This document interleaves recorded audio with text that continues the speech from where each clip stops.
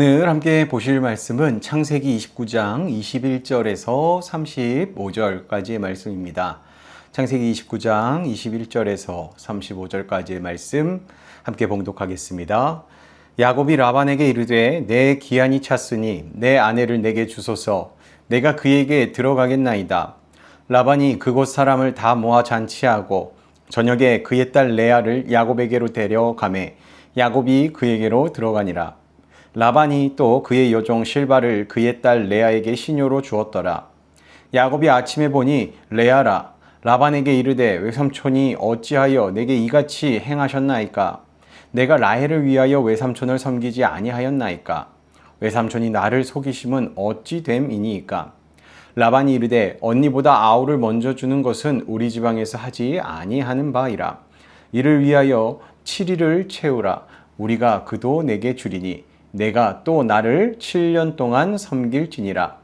야곱이 그대로 하여 그 7일을 채우매 라반이 딸 라헬도 그에게 아내로 주고 라반이 또 그의 여종 비라를 그의 딸 라헬에게 주어 시녀가 되게 하매 야곱이 또한 라헬에게로 들어갔고 그가 레아보다 라헬을 더 사랑하여 다시 7년 동안 라반을 섬겼더라.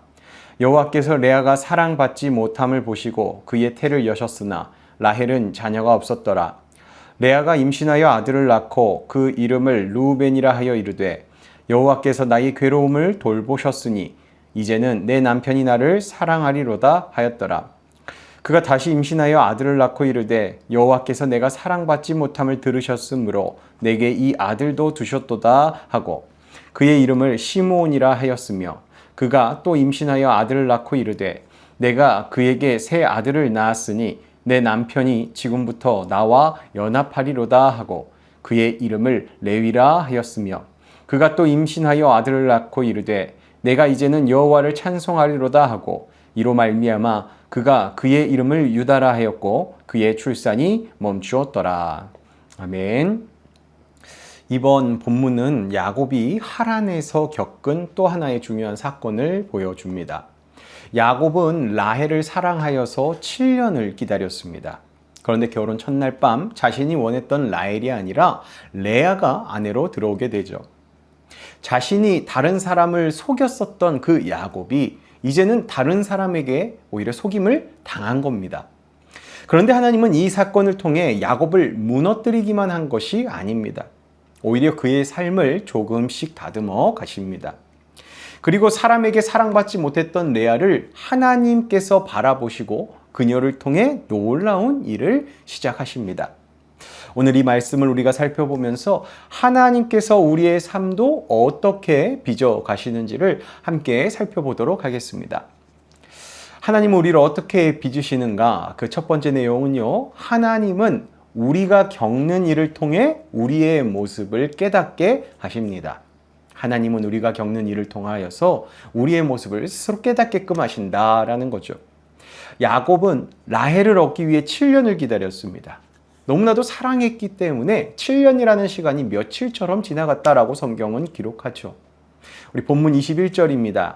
야곱이 라반에게 이르되 내 기한이 찼으니 내 아내를 내게 주소서. 내가 그에게 들어가겠나이다.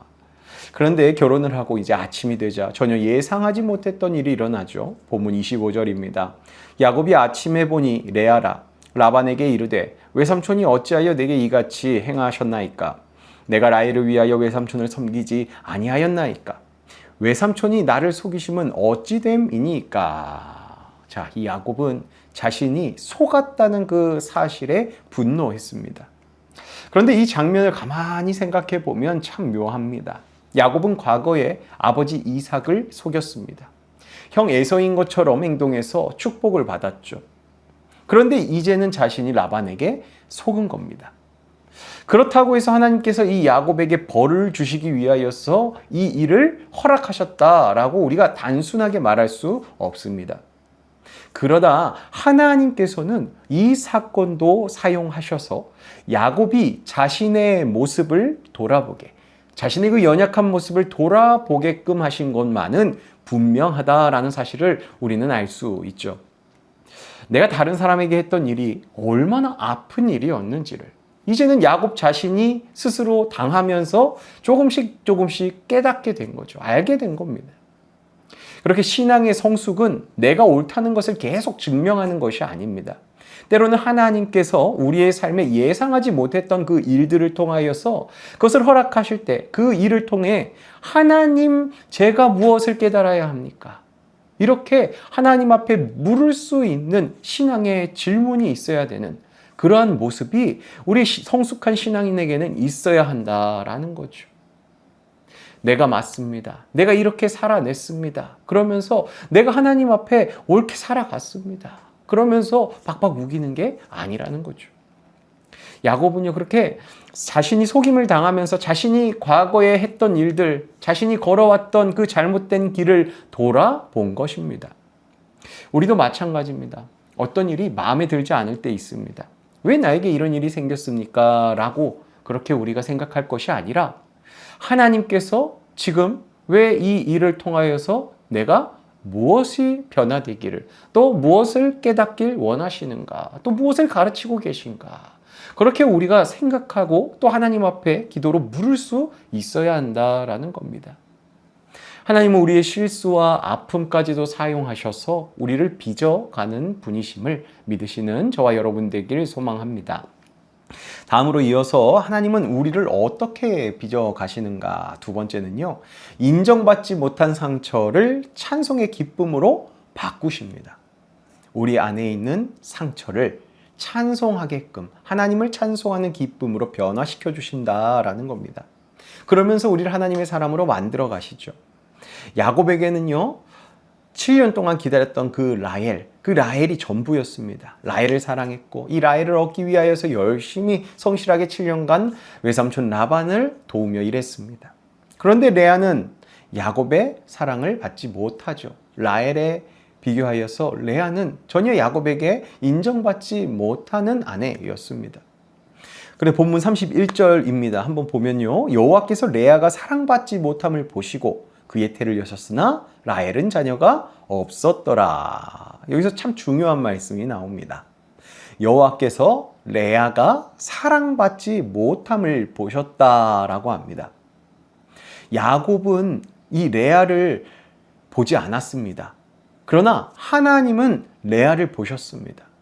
야곱은 레아를 사랑하지 않았지만 하나님은 레아를 사랑하셨다라는 거죠. 기억하셨다라는 겁니다.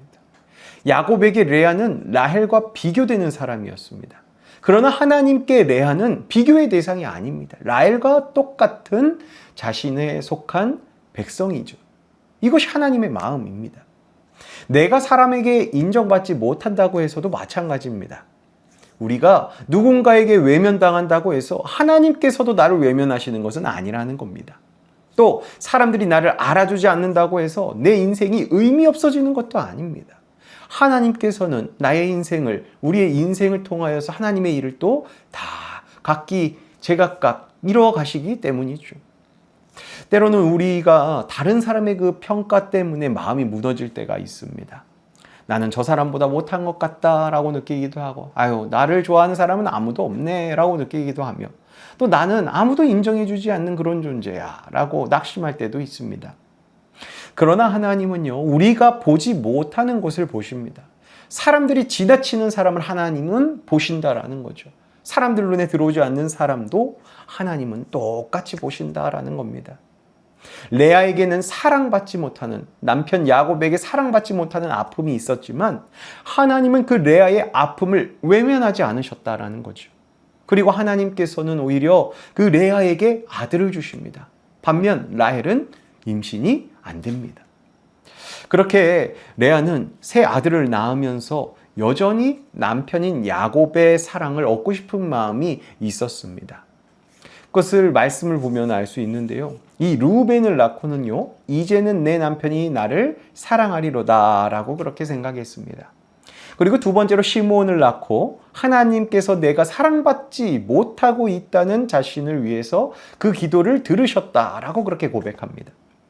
또 세 번째로 레위를 낳고는요, 남편과 연합하기를 기대했습니다.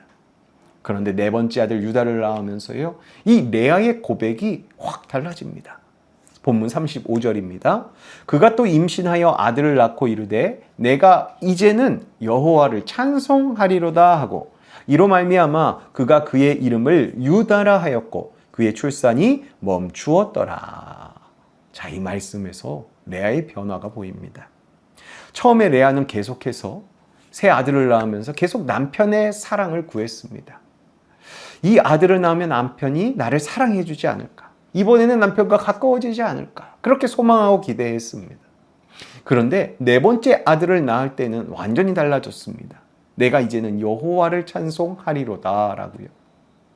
남편 야곱에게서 얻고 싶었던 사랑이 여전히 충족되지는 않았지만 레아가 이제는 하나님을 바라보기 시작했다라는 겁니다. 계속해서 야곱의 사랑을 받길 바라면서 야곱만 바라보던 이 레아가 이제는 하나님을 바라보며 하나님을 찬송하는 자가 되었다라는 것이죠. 그래서 마지막 하나님은 우리를 어떻게 빚으시는가 그 세 번째 내용은요. 사람에게서 얻으려는 마음을 하나님께로 돌리게끔 하나님은 우리의 마음을 만지신다라는 겁니다. 사람에게 인정받는 것, 사람에게 칭찬받는 것, 사람에게 사랑받는 것. 그런 마음이 우리에게 있을 때 하나님께서는 우리의 마음을 하나님께로 돌리게끔 또 인도하시는 분이다라는 겁니다. 이것이 오늘 우리에게 중요한 믿음의 방향이 됩니다. 사람에게서 받아야만 행복할 것 같다라고 그렇게 생각하면 우리는 사람의 반응에 따라 우리의 마음까지도 흔들리고 우리의 마음이 좌지우지 됩니다. 사람이 칭찬하면 기쁘고 외면하면 낙심하게 됩니다. 또 사람이 인정하면 힘이 납니다. 그런데 인정하지 않아주면 모든 것이 다 무너진 것처럼 느껴집니다. 그러나 우리의 시선을 하나님께로 돌리기 시작하면 달라지는 겁니다.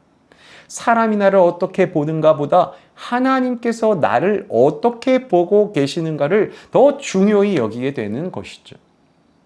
레아는 그래서 그렇게 하나님을 바라보기 시작했습니다. 그리고 놀랍게도 하나님은 레아를 통하여서 유다를 주셨습니다. 이 유다는요, 단순히 레아의 네 번째 아들이 아니라 그 네 번째 아들의 이름으로 끝나는 것이 아니라 하나님께서 이 유다를 통하여서 그 언약의 계보를 아브라함 때부터의 그 이어진 계보를 이어가신다라는 겁니다.